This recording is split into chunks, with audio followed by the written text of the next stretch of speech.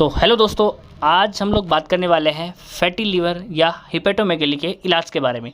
किसी भाई ने कमेंट किया था कि हिपेटोमेगेली के बारे में मतलब कि उसके ट्रीटमेंट के बारे में बताइए, क्या क्या दवाइयाँ दी जाती है, किस तरीके से उसको डायग्नोस करते हैं, कंप्लीट इन्फॉर्मेशन। ठीक है, तो यहाँ पे मैंने लिखा है फैटी लीवर हिपेटोमेगेली।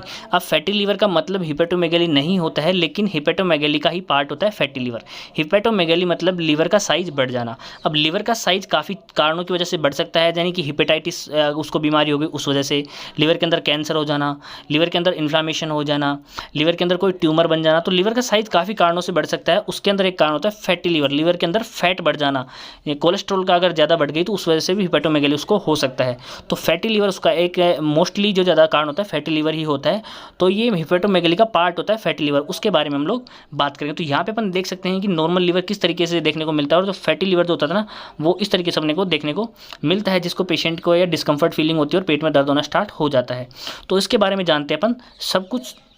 तो यहाँ पे मैं बता दूँ, जिस पेशेंट को जो फैटी लीवर होता है ना, मतलब फैटी लीवर मतलब फैट का बढ़ जाना। अब फैट लीवर में बढ़ रहा है मतलब बॉडी में बढ़ेगा तो पेशेंट का जो वेट होता है वो बढ़ जाता है, पेशेंट ओबेस हो जाता है, बहुत उसके अंदर मोटापा ज़्यादा बढ़ जाता है। सबसे पहले अपन जानते हैं fatty liver disease occurs when excess fat buildups in the liver cells. Liver की सेल्स में जब फैट बहुत ज़्यादा बढ़ जाता है तो उस वजह से फैटी लीवर होता है, यानी कि फैट सेल्स अगर ज़्यादा बढ़ गई तो फैटी लीवर हो जाएगा। अब ये 3 तरह का होता है, NAFLD, इसको अपन बोलते हैं non alcoholic fatty liver disease. मतलब ये उस पेशेंट में होता है जो एल्कोहल तो कंज्यूम नहीं करता लेकिन उसको फैटी लीवर हो गया, तो वो फर्स्ट टाइप में आता है। ठीक है, तो अपन कई बार देखते हैं ना कि जो अपने को लगता है कि यार जो अल्कोहल बोलता है उसी को फैटी लीवर, ऐसा नहीं है। जो अल्कोहल नहीं लेता है उसको 90% केसेस में तो नॉन अल्कोहलिक ही ये होता है। अब सेकंड नंबर पे आता है अल्कोहलिक फैटी लीवर डिजीज। जो पेशेंट है कोई लंबे टाइम से अल्कोहल बहुत ज़्यादा कंज्यूम कर रहा है तो उस वजह से अगर उसको फैट डिपोजिशन हो गया लीवर में तो उसको AFLD फैटी लीवर के केस में डालते हैं। थर्ड नंबर पे आता है NSH, यानी कि ये भी नॉन अल्कोहलिक ही होता है, लेकिन ये स्टेट ऑफ हिपेटाइटिस इसको बोला गया है कि ये एक सीवियर कंडीशन है। इसी फर्स्ट टाइप जो होता है इसी की सीवियर कंडीशन होती है, जिसके अंदर बहुत ज़्यादा लीवर के अंदर इन्फ्लामेशन हो जाता है, लीवर का साइज बढ़ जाता है, बहुत ज़्यादा सूजन आ जाती है। तो ये एक सीवियर कंडीशन होती है। तो ये 3 टाइप का जो लीवर के अंदर फैटी लीवर जो होता है वो अपने को देखने को मिलता है। अब यहाँ पे अपन बात करते हैं सिम्टम्स के बारे में कि क्या क्या लक्षण अपने को देखने को मिलते हैं। नॉर्मली ये कोई इसके ज़्यादातर लक्षण अपने को देखने को नहीं मिलते हैं, और कई बार जब सीवियर कंडीशन होता है तो उसमें पेशेंट को फैटिकनेस, थकान महसूस हो सकती है। और जो पेट के अंदर जो मैंने बताया ना कि राइट एब्डोमेन में जब ये लीवर जहाँ होता है तो वहाँ पे पेशेंट को डिस्कम्फर्ट और दर्द का फील हो सकता है, पेशेंट को भूख नहीं लगेगी, खाना पचेगा नहीं, ब्लोटिंग जैसी समस्या हो सकती है। वेट गेन, जो मैंने बताया कि फैटी लीवर मतलब कि फैट बढ़ जाना लीवर की सेल्स में या बॉडी के अंदर, जब फैट बढ़ जाती है धीरे तो धीरे धीरे फैट पचती नहीं है, वो लीवर के साथ साथ पूरी बॉडी में बढ़ती जाती है, तो पेशेंट का वेट गेन हो जाता है। साथ में लीवर का साइज बढ़ जाता है, उसके अंदर सूजन आ जाती है, और फैट सेल्स मतलब कि वो लीवर एक तरीके से मैं बोलूँ साइज बढ़ जाता है, उसमें सूजन आ जाता है, मोटा हो जाता है लीवर, क्योंकि उसमें फैट धीरे धीरे बढ़ता जाता है। तो ये सारे सिम्टम्स जो होते हैं ये अपने को देखने को मिलते हैं। उसके बाद में बात करते हैं इसके कोजेस की कि फैटी लीवर के क्या क्या कारण हो सकते हैं, किस किस वजह से ये होता है। पहला कारण ओबेसिटी। ओबेसिटी मतलब अपना वेट बढ़ जाना। वेट बढ़ना मतलब कि बॉडी के अंदर फैट बढ़ना। बॉडी के अंदर फैट बढ़ेगा तो ओबियसली वो लीवर की सेल्स में भी फैट का डिपोजिशन हो सकता है।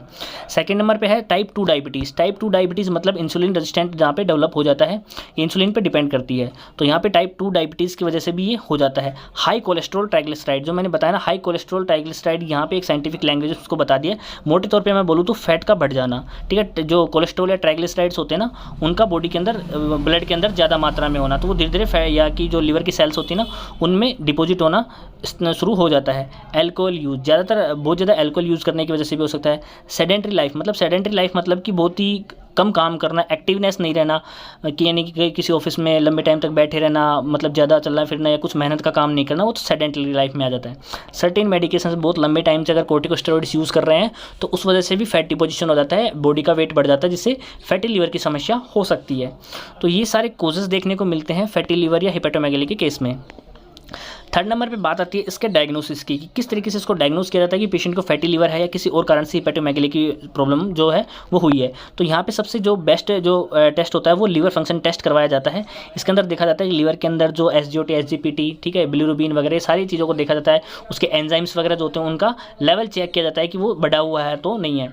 अब उसके बाद में अल्ट्रासाउंड किया जाता है एब्डोमेन का, ठीक है, तो उसमें पता लग जाता है कि लीवर के अंदर सूजन है, इन्फ्लामेशन है, या वो उसका जो साइज़ बढ़ा हुआ है नहीं है। फिब्रो स्कैन करते हैं। फिब्रो स्कैन एक काफ़ी एडवांस टेक्निक होती है। इसके अंदर वाकई में चेक किया जाता है कि सच में जो लीवर की सेल्स होती है उसमें फैट डिपॉजिट हो गया।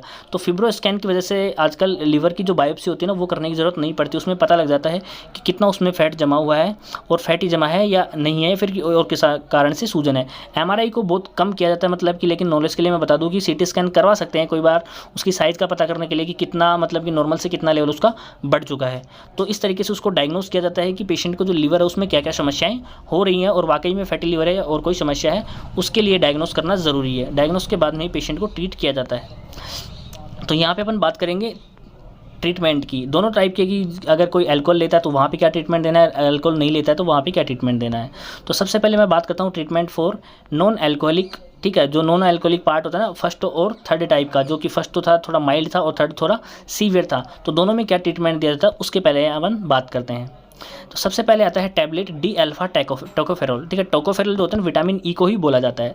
अब यहाँ पे मैंने डायरेक्ट विटामिन ई क्यों नहीं लिखा, क्योंकि डी अल्फा टोकोफेरोल जो होती है ना वो विटामिन ई की सबसे ज़्यादा बायो एक्टिव फॉर्म होती है। ठीक है, इसकी काफ़ी फॉर्म्स होती है जिसमें जो डी अल्फा टोकोफेरोल जो होती है ना सबसे बायो एक्टिव फॉर्म होती है, जो कि लीवर के अंदर क्या करती है, इन्फ्लामेशन को कम करती है और ये एंटीऑक्सीडेंट की तरह काम करती है। लीवर के अंदर जो भी टॉक्सिन्स केमिकल्स होते हैं ना उनको रिमूव करती है। लेकिन इसका ये है कि अगर किसी पेशेंट को डायबिटीज़ है तो डायबिटीज़ के केस में इसको नहीं दिया जाता है। ठीक है, अगर डायबिटीज़ नहीं है पेशेंट को तो उस केस में D alpha tocopherol vitamin E को एक टैबलेट दिन में दे दी जाती है। ठीक है, और इसको कम से कम 3-4 महीने तक इसका ट्रीटमेंट चलता है फैटी लीवर का, तब जाके ये लीवर ठीक होता है।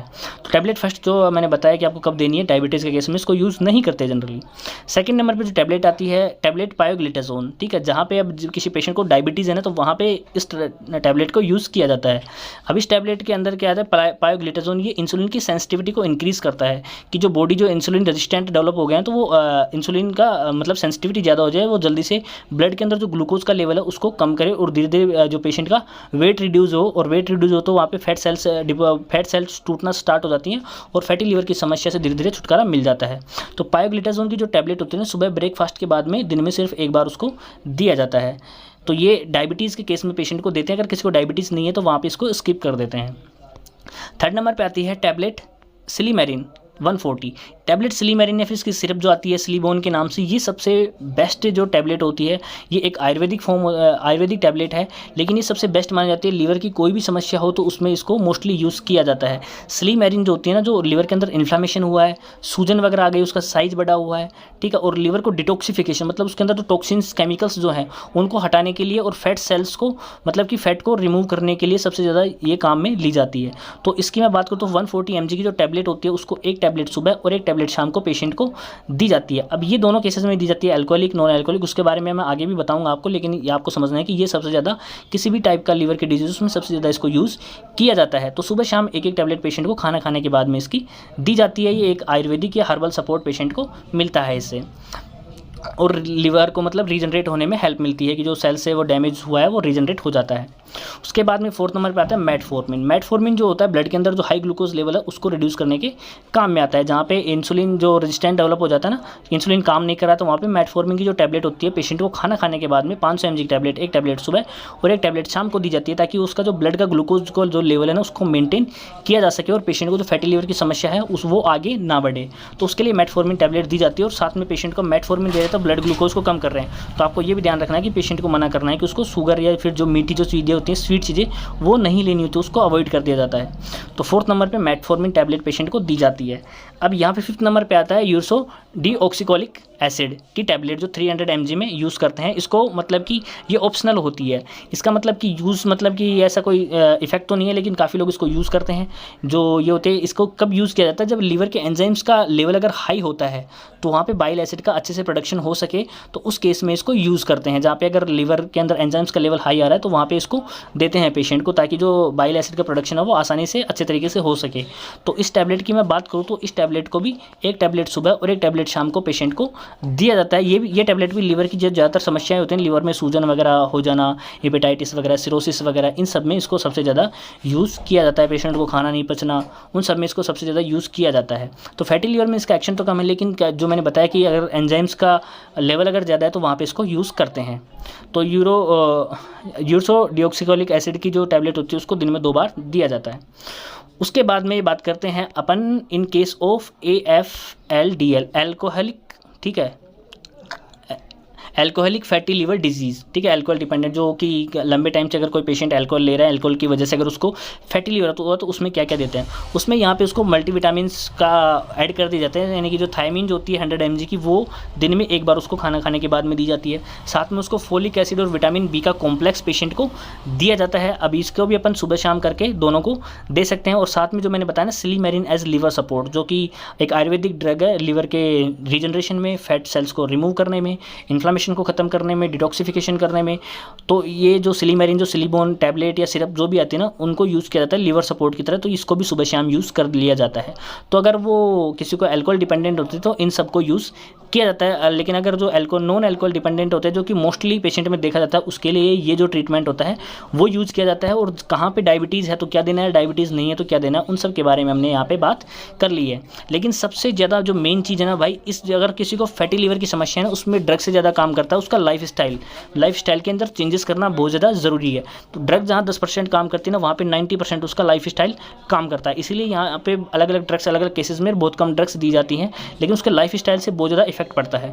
उसको वेट लॉस करना पड़ता है कि कम से कम 7 से 10% टोटल बॉडी वेट उसको कम करना है। अगर मतलब बॉडी फैट बहुत ज़्यादा, डायबिटीज़ वगैरह है, तो उसको जैसे ही वो बॉडी वेट रिड्यूस करेगा तो फैटी लीवर की समस्या भी दूर हो जाती है और साथ में उसकी डायबिटीज़ की समस्या भी दूर हो जाती है। तो उसको वेट लॉस करना बहुत ज़्यादा ज़रूरी है। एक्सरसाइज कम से कम 30 मिनट तक उसको एक्सरसाइज करना होता है। तो वॉकिंग कर सकता है, साइकिलिंग कर सकता है, ताकि वो थोड़ा, जो मैंने बताया ना सेडेंटरी वाली कंडीशन होती है, तो इन लोगों के लिए काफ़ी हेल्पफुल होता है कि कम से कम वो आधे 1 घंटे तक एक्सरसाइज करे, तो उनकी ये बॉडी वेट रिड्यूस हो जाएगा और ये समस्या बहुत जल्दी सोल्व हो जाती है। तो जहाँ ड्रग काम नहीं करते हैं वहाँ पे life style changes, exercise, weight loss करना, ये बहुत ज़्यादा काम करता है। और डाइट में अपने को उसको ध्यान रखना है कि लो कार्बोहाइड्रेट देना है, फैट को बहुत लो रखना है, हाई फाइबर रखना है, ठीक है। और सबसे ज़्यादा कि कोई फूड के अंदर शुगर और अल्कोहल को बिल्कुल भी अवॉइड करना है। और या फ्राइड फूड है, कोई भी बाहर का जो डीप फ्राइड होता है ना, मैदा वगैरह है, ऑयली चीज़ें होती हैं, इनको बिल्कुल अवॉइड करना है। अगर आप अपनी लाइफ स्टाइल में इस तरीके से चेंजेस कर लेते हो ना, तो बहुत जल्दी आपको फैटी लीवर की समस्या से छुटकारा मिल जाता है। जो मैंने बताया ना, 10% जहाँ पे ड्रग काम करती है, वहाँ पे 90% ये जो लाइफ स्टाइल चेंजेस होते हैं ना, वो काम करते हैं। तो इनको आपको बहुत ज़्यादा ध्यान रखना है। तो यहाँ पे अपन ने एक कंप्लीट इन्फॉर्मेशन में बात कर ली है कि फैटी लीवर की जो समस्या अगर पेशेंट को हो जाती है, तब उसको किस तरीके से ट्रीट करना है, किस तरीके से नहीं करना है। आशा करता हूँ आपको अच्छे से समझ में आएगा। अगर कोई क्वेरी है तो आप हमें कमेंट में पूछ सकते हैं। अगर आपको किसी टॉपिक पर वीडियो चाहिए तो वो भी आप हमें कमेंट में लिख सकते हैं। आपको हर एक कमेंट का जवाब देखने को मिलेगा। मिलते हैं नेक्स्ट वीडियो में, तब तक के लिए थैंक यू, धन्यवाद, जय हिंद, जय भारत।